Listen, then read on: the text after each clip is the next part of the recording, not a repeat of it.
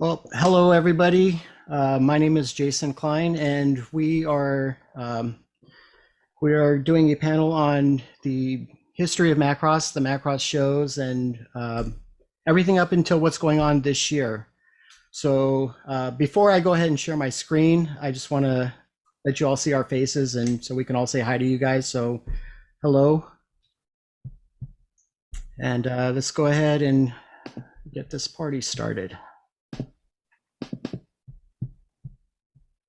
Okay, can you guys all see the screen? Yes. Okay. All right, everybody. So this is our panel. It's a Flashback 2021 panel regarding Macross, shaping anime for 39 years. And yes, it has been 39 years. On the screen here, you can kind of see a brief timeline. This doesn't include the games. This doesn't include any of the manga. And it basically just includes everything that we are going to go through tonight. If you notice down at 2092 in that timeline that you see there, it has Macross 2, and we will get into a reason why that has 2 asterisks next to it. But basically, Macross, since its early inceptions, was based on a formula of 1 mecha, 2 music, and 3 romance or love triangles, whichever way you want to put it. Now, the idea between these 3, or all 3 of these, was basically creating something that was different than all of the other real robot shows that had come before and eventually would come after. So let's go ahead and go to our introductions. My name is Jason Cline again. I am the director of Super Dimension Con. I'm also the admin of a group on Facebook called Macross Fans US and Macross Delta with the little triangle in between it. And I've also worked and have consulted with various staff that have worked on various Macross series and movies. And I'm also a huge Macross fan since 1984. Tom? Yeah.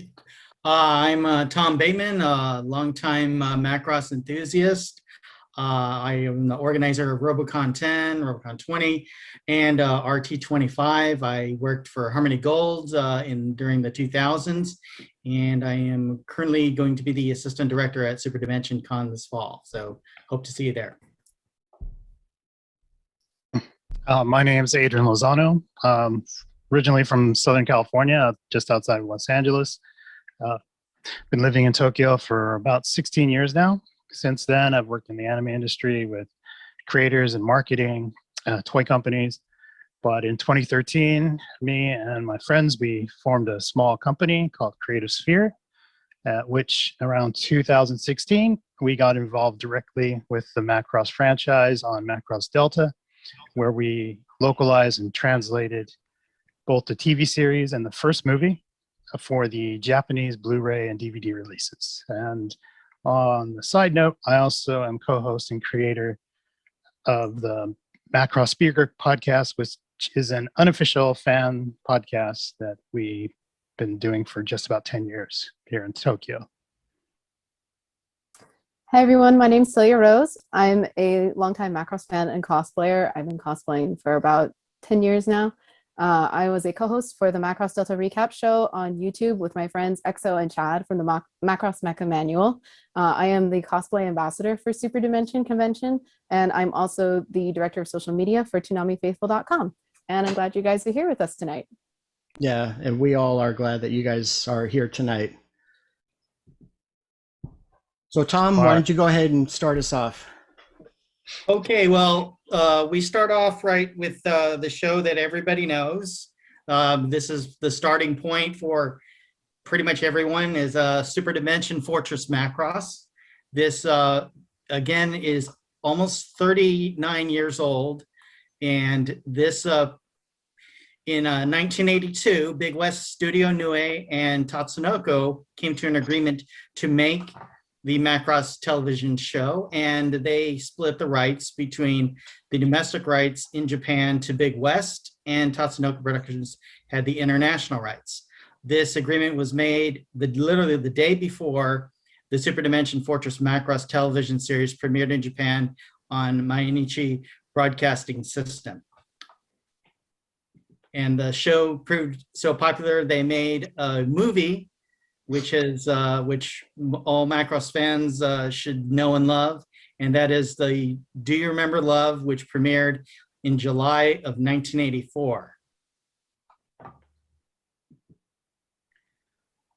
A few years later, the popularity of Macross had not waned, and so the creators got back together to film an epilogue based on their original concept of the ending animation they were going to do for the Do You Remember Love movie, and they expanded it out a little bit and created a musical journey of Lin Min-Mei's songs in 1987, and at that time, that seemed to be it for Macross. Oh, by the way, you can now watch Flashback 2012 for the first time in the United States through official and legal means on the official Macross YouTube channel. And that is it for the first stage of Macross. Yeah, so this is where I'll jump in. So after 1987, Macross still had quite a lot of popularity. The music CDs, or I'm sorry, not at the time, the music was still being re-released, and it was quite popular. And so Big West wanted to do something else with it, but for whatever reasons, Kawamori was not involved at the time. And so in 1992, Macross 2 Lovers Again was created. While it was initially released without the involvement of Studio Nui and intended to be a sequel to Do You Remember Love, it was kind of later on not canonized with the rest of the series up until perhaps maybe around Macross 30th anniversary, which I believe was, God, that had to be what, 2012? 2014. 2014, that's right. 2014, in which case, slowly but surely, things started popping up in these little timelines. My first experience with it was in 2017 when I had a chance to go to Tokyo and go to one of the Oshade events, which is like a fashion event, basically specifying Macross merchandise and that sort of thing. There was a timeline that actually had Macross 2 put in it. And the reason why that's kind of important is because even though, a lot of people will argue, well, how can it be canon? It wasn't done by Kawamori, and there's a lot of arguments going back and forth about this. Kawamori's statements regarding canonized series and whatnot are basically that it's all canon and yet all not really canon. A good example of this would kind of be watching the 2019 movie of Midway.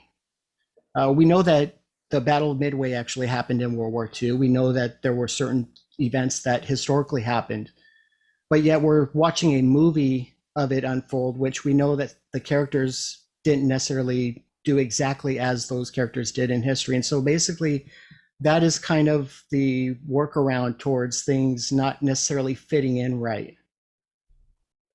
But Macross 2 debuted with a new Valkyrie design called the VF2 SS, which was the space version, the VF2 JA, which was the atmospheric version. And I know Adrian loves this, the Metal Siren. I didn't say it like the voice actor did, and I wasn't going to try. I tried earlier and I failed. The background music is also done by Shiro Sagisu, which also did work for the Evangelion show. And the opening song, Hush Like 200 Million Years, is performed by Mika Kaneko. 2 years later, Kawamori did come back into the fold with the Macross franchise and released a 4-episode OVA and one movie based on those 4 episodes, deemed the sequel to the original series and used as a mix of CGI and cel shading The series was set in 2040. Now, what did make this unique was the fact that this was one of the first anime series or OVAs that you would actually see 2D drawn animation with computer generated imagery. This was also what I think was the breakthrough career choice of Yoko Kanno and Studio Triangle. And they both joined Kalmori in creating this series. The notable songs in this were Voices, Information High, and Idle Talk. I know this happens to be a big favorite of those of us here in the US. Also in 1994, Kalmori was working a bit on this other series called Macross 7. Now, I know this is not so popular here in the US, but it is one of the longest running series. It had 49 episodes, 3 encores, 1 movie, which is, I believe, has about a 40-minute runtime, and a 4-part OVA. And it also later on, after one of the other series, Frontier, was released, it had another tie-in with that. The voices behind the music, though, were very famous Yoshiki Fukuyama and Chie Kajiura. And with some of the songs who were also done by the voice of Milen, which happened to be Tomo Sakurai, who has a long, illustrious career in voice acting as well. And she plays Milen Genus, who is the daughter of Max and Miria Genus, who are in the original series. Notable songs, there are a lot. Heart and Soul, My Soul For You, Dynamite Explosion, My Friends, Angel Voice, Planet Dance, Totsugeki Love Heart. I could go on and on. The songs are great in this series. And to prove Macross 7's popularity, while I said it wasn't really that popular over here in Japan, with the recent 2019 NHK Macross poll, Neki Basara, the main protagonist, was placed as the second most popular Macross character after Cheryl Gnome, who we will talk about later, a little later on. So the series that followed Macross 7 was Macross Zero. It's a 5-episode OVA series that was released for the 20th anniversary of Macross. And it's set in the year 2008, 1 year before the events of SDF Macross. And it depicts the UN spacey wars that were occurring at that time. One of the things that made this show pretty special in particular is that it was one of the first Macross series to go back and retroactively build onto the lore. And it included characters that we see later in SDF, like Roy Fokker, and the unofficial, maybe sort of related to Claudia LaSalle, Edgar LaSalle. The music in this show was also very different, and the story itself was very different. In fact, the initial concept that they had was likely to be a lot more military style, but because of the events of 9/11, they ended up scrapping that and going with something different that focused more on mythical folklore and the connection between humanity and nature, and that clash between modern technology and traditional culture. The music itself is more mystical sounding than pop, and it features Madagascan opera singer Holy Roz. Macross Zero didn't perform particularly well compared to other entries because it was released in a format that at the time was kind of a dying art to begin with. OVAs weren't super popular, and there were long delays in between the episodes. However, this series would become important later after Macross Frontier released, because in Frontier, there is an episode that ties the characters Sarah and Mao Gnome to Cheryl Gnome from that series. And it's something that they went in and changed with a later release of the Blu-ray. If you look at the images down in the bottom corner, the before is from the initial release of Macross Zero with Mao showing the portrait of the family. And if you look in the after image, the earrings that Cheryl wears in Macross Frontier are present. And that brings us to the next series, which is Macross Frontier. And this one is my favorite and my first Macross, actually. So Macross Frontier was released for the 25th anniversary, and it's a 25-episode anime TV series that would later also have 2 movies a video montage very similar to Flashback 2012 called Nyankri, a crossover OVA with Macross 7, and a soon-to-be-released theatrical short film that's slated for release this year with the second Macross Delta movie. Really, this show is special because it's like lightning in a bottle. You had an all-star cast, you had a really talented production crew. You know, Risa Abata did the character designs, Yoko Kano does the score and the music for both Franca and Cheryl. Frontier is also pretty special because it is the first in the franchise to be released with English subtitles in Japan in the Shooty Star box set for the Frontier films. If you have seen Frontier or haven't, you've probably heard some of the songs from it before, at least. Lion, Interstellar Flight, or Seikan Hiko, Diamond Crevice, and Sayonara no Tsubasa are pretty notable and were especially popular at the time that this series came out. In the NHK Ultimate Macross poll in 2019, Macross Frontier was voted the #1 most popular Macross series out of all the installments in the franchise. And Cheryl and Ranka were both voted in the top 3, Cheryl at #1 and Ranka at #3.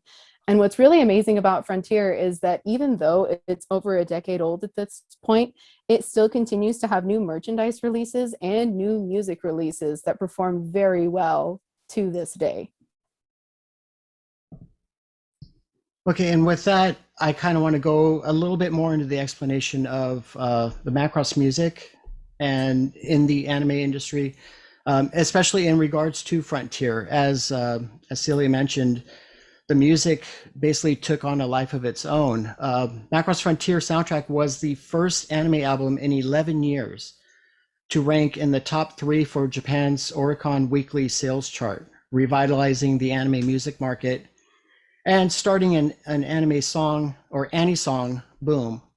The opening song of Macross Frontier, Lion, which I believe was the second opening, topped the Oricon chart, or Oricon top 3 of the charts for 20 consecutive weeks. That is a long time. From Frontier's release in 2008, the quality in the music and the amount of quality in the amount of songs spurred later shows that would follow, such as Love Live, the sequel, Symphogear, Wake Up Girls, Shonen Hollywood, and a lot more to go with that. In NHK's Ultimate Macross poll, that's been referenced a number of times here, the song Ai Oboete Maska, or Do You Remember Love, which was released in 1984, sung by Mari Jima, was voted #1 in the top songs overall for that.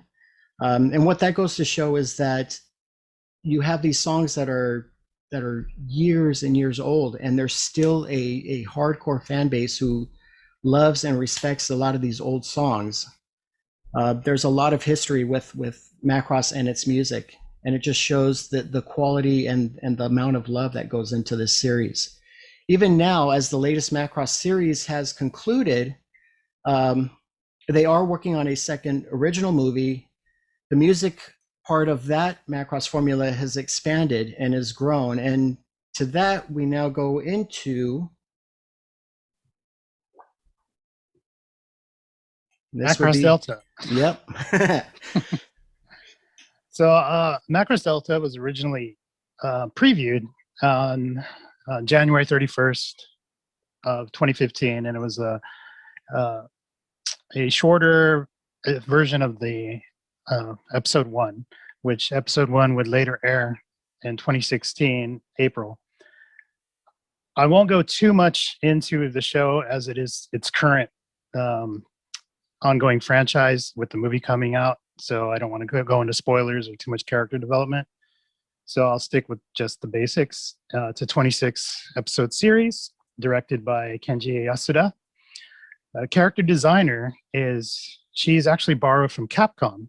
That's Chisato Mita, who works closely with Risa Abata on the productions as well, because Risa Abata is part of, at the time, had been brought over to Satellite officially. The music, as far as the idols go, was the debut of the second all-female idol group to be featured in the Macross franchise. And that idol group went by the name of Valkyrie. And with the idol anime boom, such as stuff like Love Live, Idolmaster, which were already pretty strong shows, and even Satellite's installment prior to that, which was the AKB anime.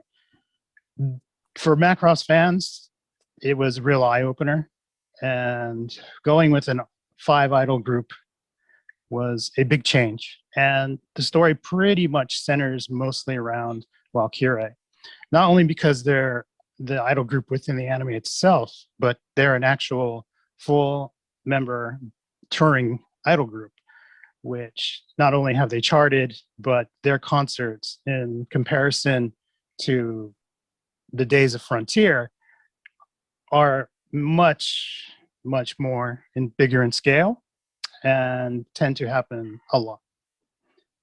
So notable songs were Giraffe Blues, Bokura no Senjo, Ikenai Borderline, Rune ga Pikato Hitakara, and most probably the one song most fans throughout the show really ended up coming away with was Axia.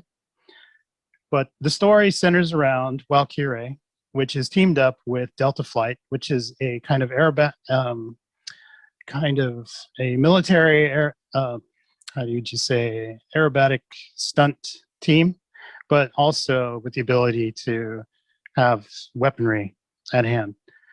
So they're tasked with protecting Valkyrie as they are trying to basically battle a global pandemic, which is known as the VAR syndrome.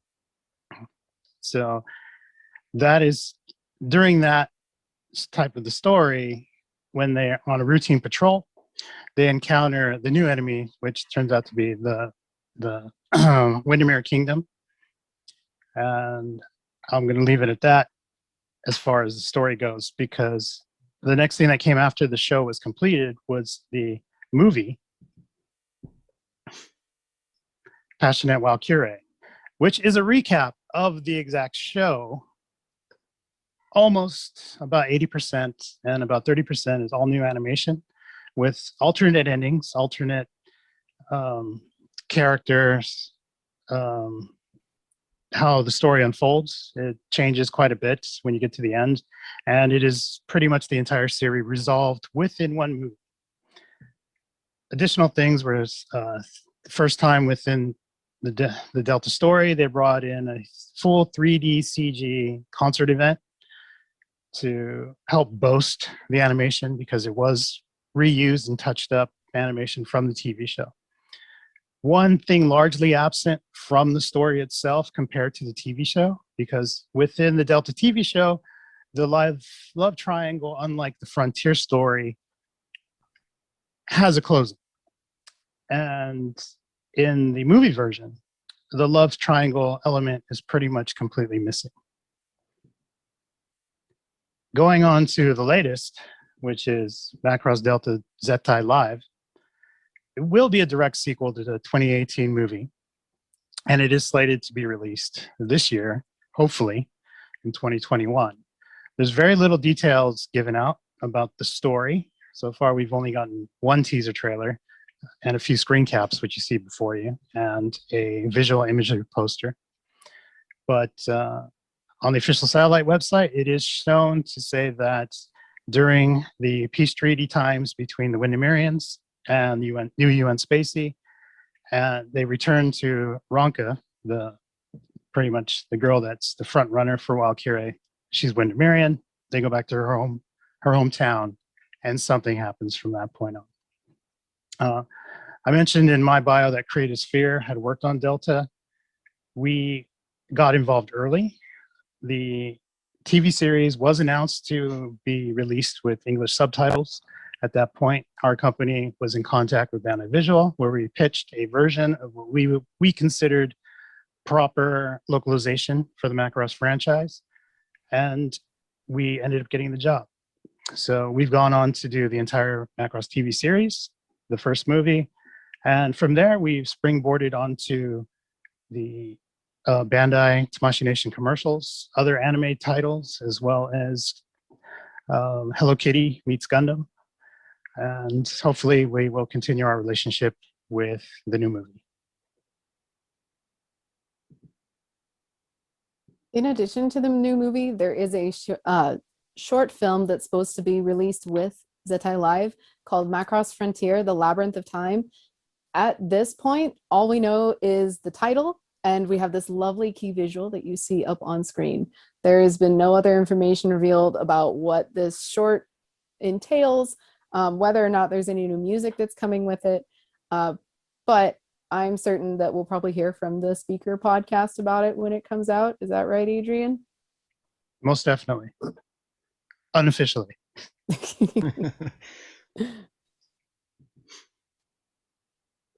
Well, here's where we start getting to the new news that's been coming out. And Tom, I'm going to let you go ahead and take this part. All right. Dun, dun, dun. Big West, Tatsunoko Productions, and Harmony Gold USA. So this is just going to be a really, really brief history. So if we can go to the first bullet point. Okay, just to recap, in October 1982, Big West Studio Nue and Tatsunoko engaged in a formal agreement where the domestic rights to Macross were given to Big West, who is the original creator of the show, and they had worked with Studio Nue, but Tatsunoko was brought in because Tatsunoko was a veteran animation studio with years, decades of experience, and this was something that was needed to happen because the network MBS, which broadcast Macross, needed the studio of the capability that Tatsunoko had. And Tatsunoko came in and was able to complete the show, help Big West and Studio Nue complete the show. And in October 2nd of 1982, Super Dimension Fortress Macross premiered in Japan on MBS, followed by 2 years later by the Do You Remember Love movie, which premiered to incredible acclaim in Japan and is still considered one of the great anime movies of all time. In September of 1984, Tatsunoko Productions and Harmony Gold USA signed a licensing agreement to distribute Super Dimension Fortress Macross internationally outside of Japan. Now, this agreement, again, Harmony Gold set about to create Macross in the United States, to release it first direct to video and then later on in television. Now, this original agreement was amended in 1991. It was also amended in 1998, and then the last amendment was in 2002. Those agreements extended the license until March 14th of 2021.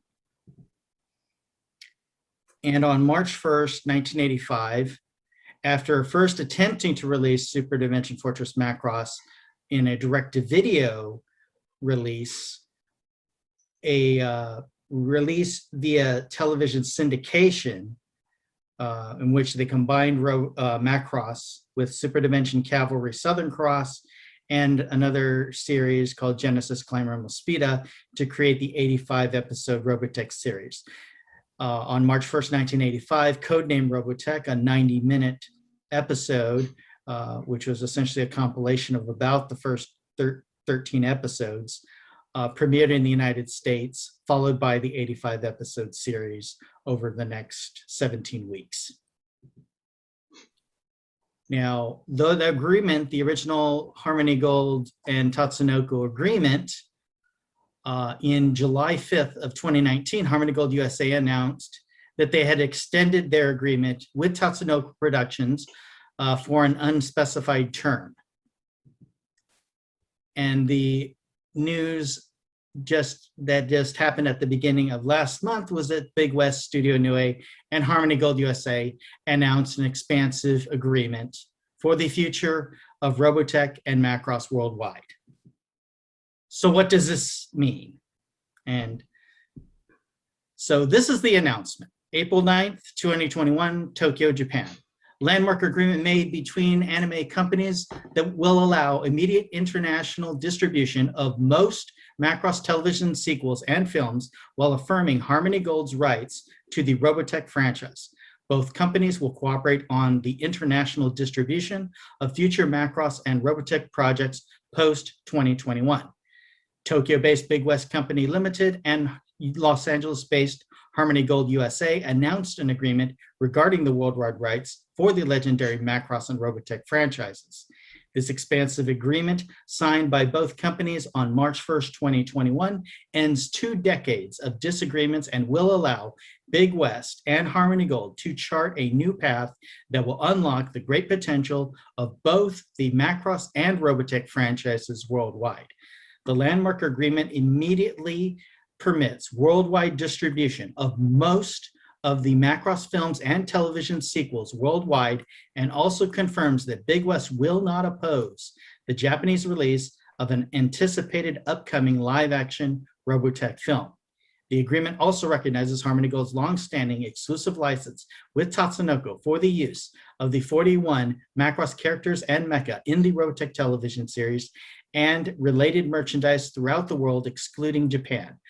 Moving forward, both parties will cooperate on distribution regarding future Macross and Robotech projects for the benefit of both franchises. Now, this announcement was posted on Big West's official website and also on the Robotech.com website. So right after that, both parties, the heads of both parties decided to make their own statements. And from Harmony Gold USA Chairman Frank Agrama, he basically stated, "This is an incomparably historic moment for both Harmony Gold and Big West and the anime industry overall. This is also an exciting moment for fans of Robotech and Macross worldwide. I thank my friend, Big West Representative Director Kayo Onishi, for her hard work to help us react this long desired resolution that protects both of our franchises while building a better tomorrow for both of our companies." Let's see. Big West Representative Director Kaya Onishi said in her statement, "Stories that feature Valkyries, a transformable realistic mecha in action among the galaxies while divas sing in the background, as well as love triangles involving the pilots and singers. That was and continues to be the concept behind the Macross series. And I'm happy that I can now help bring Macross to people all over the world on the 40th anniversary of the series. I would like to express my deepest gratitude to Harmony Gold Chairman Frank Agrama for his courageous decision in this matter." So here's what you can do now, since this agreement has, as far as we know, opened the way for release, because that was said in the statement. Some of the things that you can do is you can follow the official Twitter account, in the official English Twitter account, excuse me, for Macross and Big West at Macross_Big West. The YouTube channel has also started opening up for international fans. Right now, there are currently 4 videos, if I remember correctly. And there was actually a new release just yesterday. The Air Walkure concert that they released, I think it was last year, was when they put it out, in lieu of not being able to actually hold any of the concerts that they had planned for 2020 and for 2021. So if you follow those accounts, subscribe to their YouTube, turn on notifications, you will see news as soon as it comes out. Also feel free to utilize those avenues to share with Big West what you're looking for in Macross. And by that, I don't mean harass them by constantly tweeting them the same thing over and over. What I mean is, for example, when there's a new release out, showing your support by retweeting that on the Twitter account, by sharing the YouTube links. Doing stuff like that will not only show that fans are appreciative, but also will demonstrate not demonstrate, but it will help other fans see that these accounts exist. So helping build the community, helping connect the community, and seeing what exciting things Big West has for us in the future. Yeah, this is really something that's from the ground up. I mean, this was just announced very recently, this new agreement, and with Big West creating an English Twitter and an English YouTube channel for Macross, we have the ability as fans to get out there and let everybody know, to comment and to thank them for putting these things out, for congratulating them that this agreement has been made, and let's show them that there is a large fan base here, because I believe that there is. We just need to get the word out.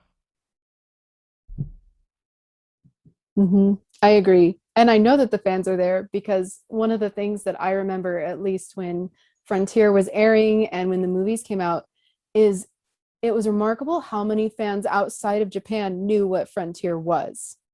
Like, I still remember seeing photos from gatherings in Los Angeles, on the East Coast at Otakon, there that were just of Macross characters. Like, there was an entire gathering at Otakon, I think in 2011, devoted just to Cheryl. And there were like 13 people all cosplaying different outfits for Cheryl at that event.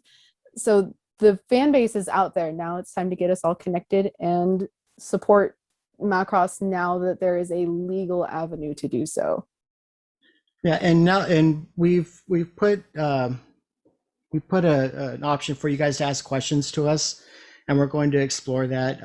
We do have, and most of us are part of Super Dimension Con, which does focus around the Macross franchise. It doesn't discriminate, so we accept Robotech fans, we accept Gundam fans, any sort of robot, anybody. I mean, it's a very family oriented, very fun event that we do every year, and it's basically just a bunch of us fans getting together and showing our love for these franchises. So there will be announcements soon regarding the date of this year. So you can follow us on Facebook at Super Dimension Convention. So we hope that you guys can follow us there. So with that, any questions, anybody? Right. It looks like we have, oh, Tom, are you going to read the question? Sure. George Hepker's asking, have they expressed any plans for US-based streaming sites or Blu-ray releases?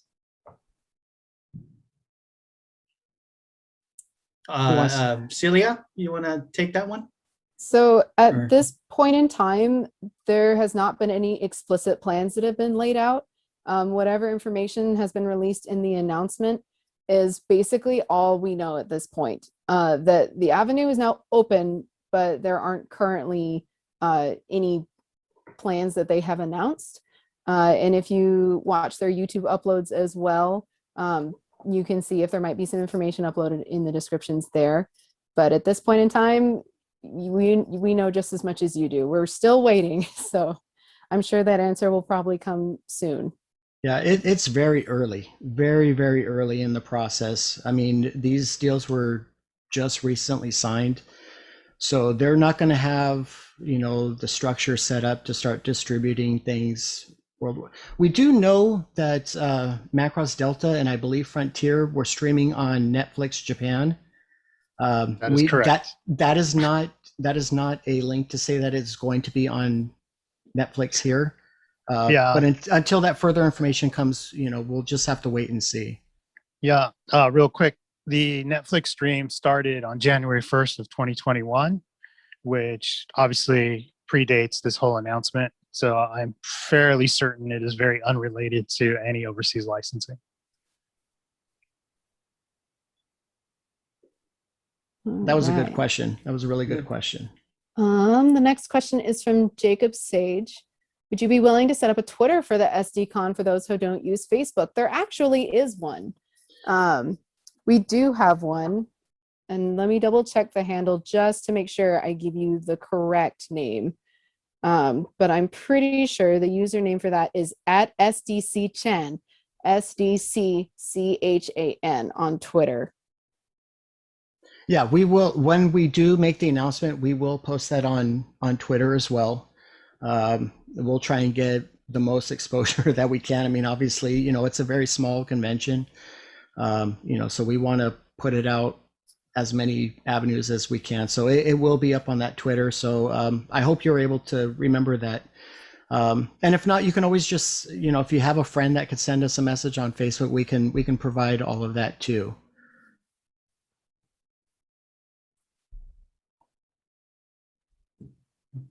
Are you guys able to see how many people are viewing? Yeah, we got about 30. Okay. And so going back to what George had talked about streaming and Blu-ray, like how does like the current market as far as the interest on the part of anime fans to either purchase, you know, your physical Blu-rays versus those who would watch on streaming? Is there like a balance that you guys think would, you know, are we talking about older fans, you know, who are used to collecting physical media versus you have your younger fans who have grown up with streaming the past decade? Any thoughts on that? On how Macross now, the different series, Macross 7, Macross 0, Macross Frontier, and Macross Delta, how do you think those shows would work over here on those different formats? You know, do you want to go the physical release, or do you think that the streaming is the better choice? Who wants to take that one first?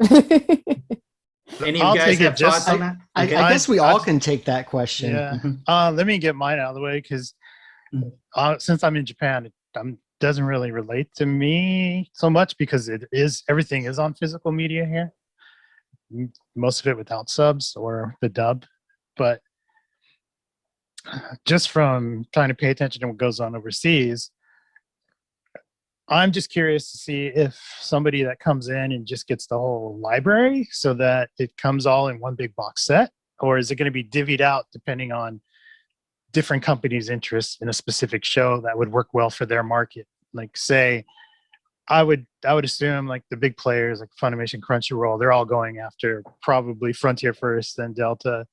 But then who's going to want 7? You know, I would probably assume someone more like a Sentai Films would probably want to go after that.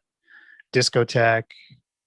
So I'm wondering if, even if it does go physical, will everyone have these mismatching volumes just to make it all to make up their entire collection? Yeah, that one's kind of tricky because that really does depend on, I guess, how the contracts go through for that. But with regard to like streaming versus physical media, I'm actually pretty surprised at how many people still collect physical media. And I think it's because, especially with recent announcements with certain titles leaving Crunchyroll's catalog and licenses expiring for other companies as well on streaming, that people are realizing the value of physical media. So I wouldn't be surprised if people would pick up physical copies of the Macross series if they're available.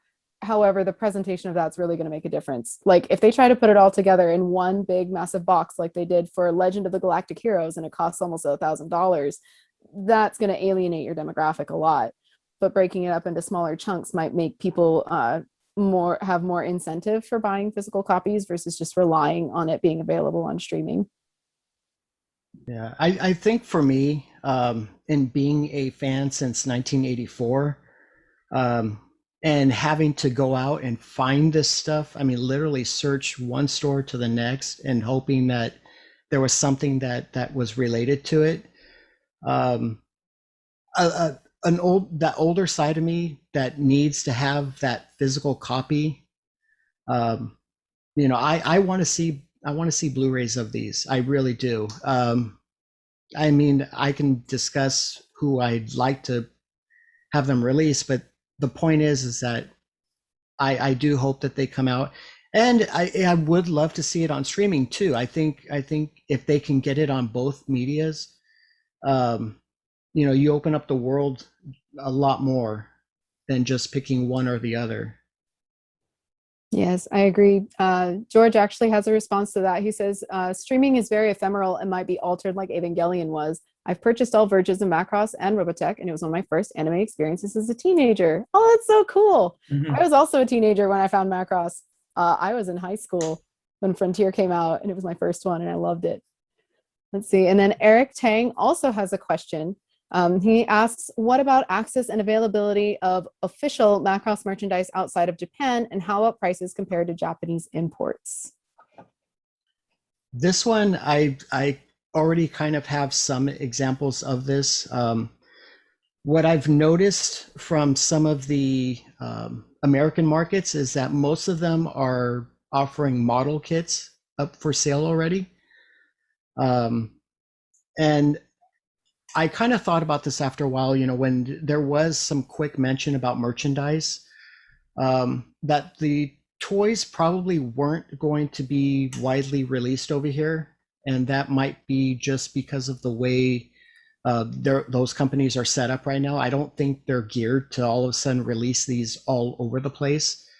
But the model kits are different. The model kits can be produced at a much lower price. And their selling point is a lot lower. And I think you'll probably see American markets start offering those up a lot quicker and a lot more recent than anything else. Toys, I don't know. That I don't have any example to give on those yet, but I do know that there's already a couple toy stores online that are selling model kits. Yeah, to add to that, for example, Big Bad Toy Store has already put up a Hasegawa kit, the Clan kit from Aoshima, but that's probably just with the announcement that clears up gray area distribution for distributors that already had the product but couldn't actually send it through.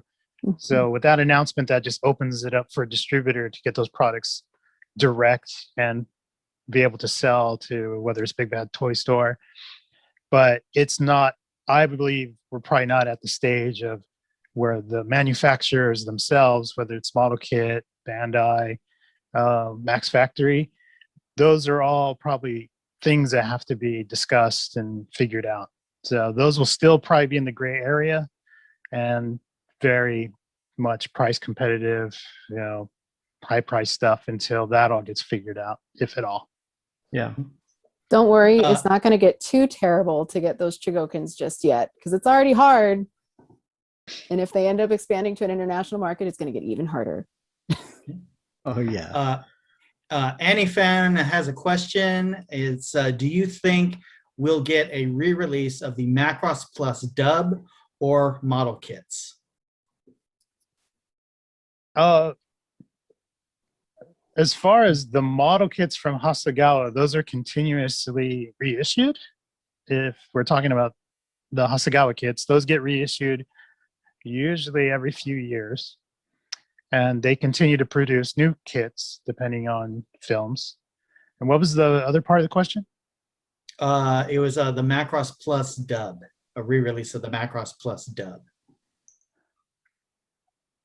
Well, that was put on Blu-ray a few years ago here in Japan, which included the OVA dub with the Bryan Cranston voice acting up to all episodes except for the last installment, where I think it was the guy that played Snake from I can't remember the game.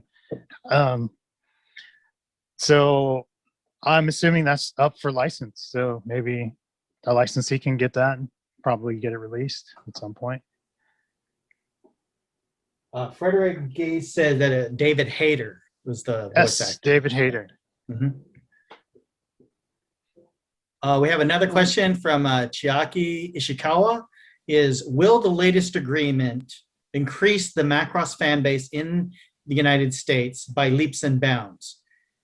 That may mean a lot to Big West for potential future Macross franchise. Kawamori seems to have a few or several ideas already. See, my personal take on that would be most definitely, but the one thing people need to understand with Big West is because of the original agreement, which Tom covered earlier, where domestic rights were handled by Big West, international went through Tatsunoko and their licensee. Basically, Big West has minus 39 years of metrics on what their fan base is outside of Japan. So they have nothing. They don't know who exactly is their audience, whether it's English speaking, Spanish speaking, French speaking. So any fandom anywhere in the world has access to, retweet them and comment on the YouTube videos. Go out there and let them know that you're here and what language you want it in. That's the only way they're going to be able to get that market research as soon as possible.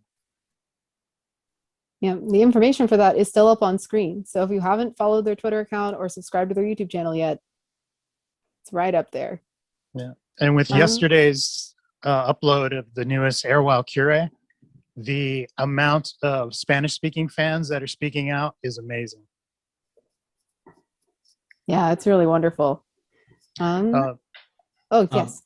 Anifan has another question. It says, what impact do you think this agreement has on BattleTech and its spinoffs?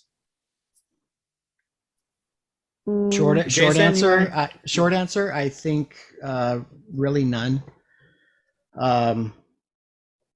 BattleTech has kind of been this thing that seems to pop up every number of years, and there seems to be some sort of issue with it. And there just seem, from what I understand of it, is that there's quite a few delays or games that they want to put out, and then they just get stopped. And that's something that's very much kind of a toss-up. I don't know how this is going to affect them, if at all. But I don't think this agreement really affects them at all at this point. If they do come up again, it's something that they're probably going to have to really, well, I think at this point they still have to deal with Harmony Gold on that. I don't think Big West has anything to do. I don't think they share any designs that go after SDF Macross. So I think it's Right. just Harmony Gold that they have to deal with. Yeah, there was a court case that went on for a few years, but that all seems to have resolved itself between Harmony Gold and the other company. And if you look at what BattleTech is releasing, they're heavily modified versions of those original mechs that they used back in the 80s. And this was something of a dubious origin of the company that made BattleTech, claiming that there was a license to use those designs, which was heavily disputed by people in Japan for certain. So those mechs disappeared from BattleTech for years and even decades, but the fan interest in those designs was still there, and there was always being asked about. But I think that's a testament to the original design work that was done by Studio Nue, which is absolutely iconic. The work of Shoji Kawamori, Kazutaka Miyatake. Those are things are, been incredibly popular, and I think it's just a testament to Macross there. Yeah, definitely. Getting back more on track to what we're here for. A couple things about Big West is I've noticed that since the announcement, there's a lot of YouTube videos going up about the announcement. And one of the points of what we're trying to do is kind of put out the information that we know is concrete and factual here in Japan and expressing it to everybody. One of those things is I've mostly been noticing on the videos or articles that they continue to use the Big West Frontier logo to represent Big West. It is a registered company that is part of the Big West umbrella group, but it is not the rights holding part of Big West. Big West Kapushiki Gaisha, or Big West Co. Limited, is the sole controlling entity behind all of Macross here in Japan. So that's one thing. Also, interesting little thing, if you're not familiar with Japanese or kanji, it is Big West is the direct translation of Onishi, which is the family name of the business, the family that runs the business. So you have O, Big, Nishi, West, Big West. Nice. That's awesome. It's actually pretty clever. Let's see. It looks like we have about 5-6 more minutes before the end of our panel. So if you have any other burning questions, now is the time to get them in before we wrap things up.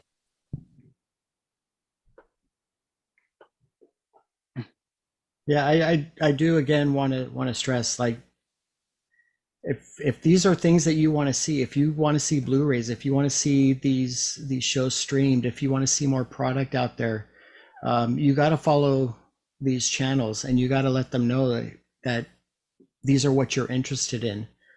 The more unique names that they can get requesting stuff, that they can get asking for things, the more that they're going to see that there is a market. And as Adrian said, they have no idea what the market looks like over here. We kind of do because we live here and we've been fans of this stuff for a long time. So we know that there is a viable market here for all of this. But they need to know it. It's one thing for us to talk about it and to know how many people there are, but if nobody says anything, then it's as if nobody likes it. Yeah. George has another question. He says, if you have any feedback to these groups and if they have any fear of financial commitment, could you suggest a Kickstarter for an initial release for fans to fund releases?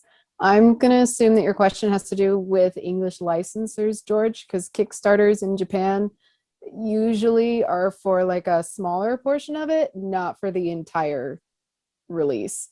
I mean, that has been done before. There are AnimeGo does Kickstarters, but that really just depends on the company, I think, and whether or not they feel that they need to do that in order to make sure the release actually sells.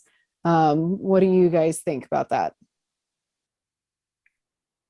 Well, in terms of Kickstarter, Kickstarter isn't commonly used in Japan.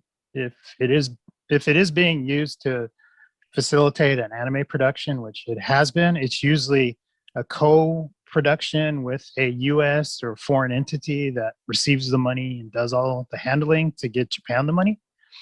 But that would be a lot of hoops, and here we use a thing called Campfire opposed to Kickstarter because of banking issues.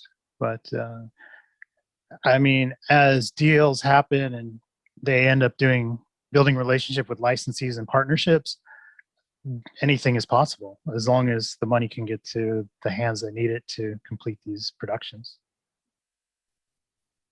Well, there are a lot of examples of good Kickstarter projects. I mean, look at AnimeGo. AnimeGo has done some fantastic work with their Kickstarters. Anyone who, get that Megazone 2-3 Blu-ray box set that just came out, it's absolutely gorgeous. But then, there's plenty of examples of failed Kickstarters where when you don't plan it out and you don't know what you're doing, you're going to go fall right on your face. So I think that that's something that has to be very carefully considered in doing it. I think that that's a possibility, but again, you have to really, really plan those things out. Yeah, I think AnimeGo is the perfect example of how it works between here and Japan. They are a very good company. The Blu-rays that they've put out are done with a lot of love and care and support, and so we'll see. I mean, the door's open there too, but it's up to the company to start that, not for us. So, well, it looks like we've got about 2 minutes left. Are there any other quick questions we can answer, or? A lot of compliments. Thanks for the nice panel. Looking forward to seeing the next Macross Delta movie sometime soon. And a lot of people say, okay, I'm going to be following the Twitter accounts. I think that's essential, is to really,